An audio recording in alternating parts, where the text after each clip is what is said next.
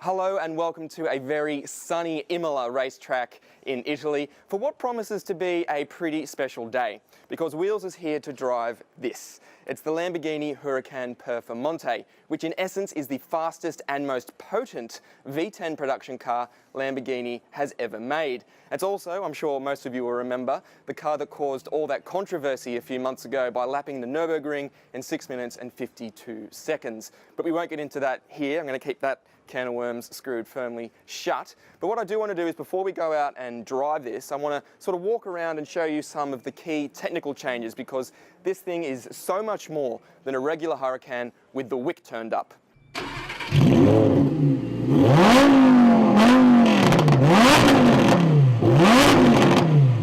Admittedly, there is more power. The V10 now produces 470 kilowatts and 600 Newton meters, which is enough to rocket this thing from 0 to 100 in 2.9 seconds. But the headline here is something called Aerodynamica Lamborghini Attica, which is a snazzy Italian way of saying active aerodynamics.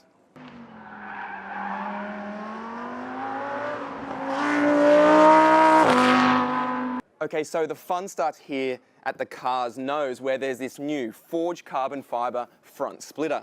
In the middle there's an electric motor which controls two flaps on either side, which either boosts downforce with the flaps closed or improves drag with them open. The really trick part of this car though is actually at the back, where there's a huge forged carbon rear wing.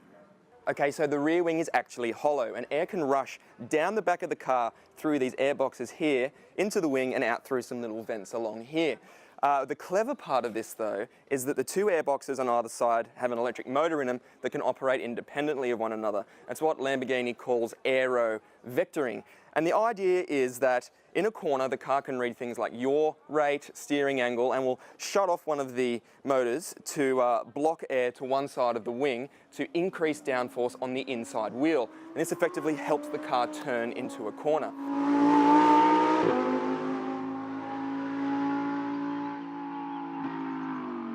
So all in all, it's a pretty clever bit of kit.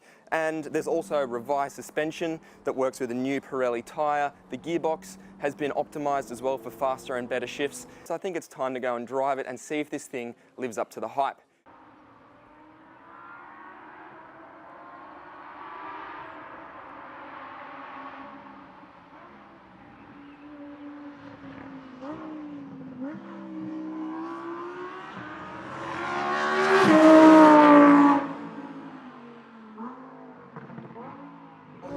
Despite all of the aerodynamic witchcraft in this car and the technology, the thing that dominates the experience is still that big mid-mounted V10. In this turbocharged age where we're spoilt with really fat mid-ranges, it's easy to forget just how special a big capacity naturally aspirated engine is.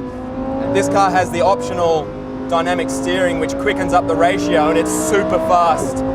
It's almost Ferrari fast, but that's fine now because the Huracan has the front axle to go with it. It really wants to turn. It's really confidence inspiring.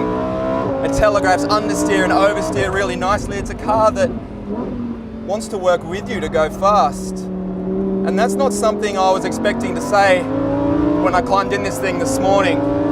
Despite its on-paper promise, this is a car that is so much more than the sum of its parts. And I'm so glad that cars like this still exist with huge, naturally aspirated V10s.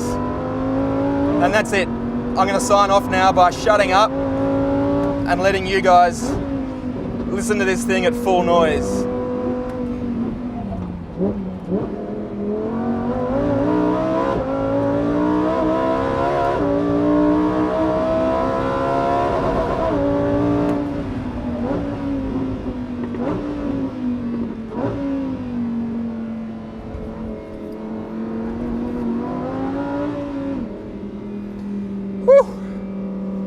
Man, what an experience.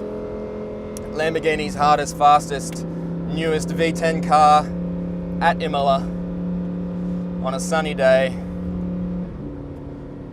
Brilliant.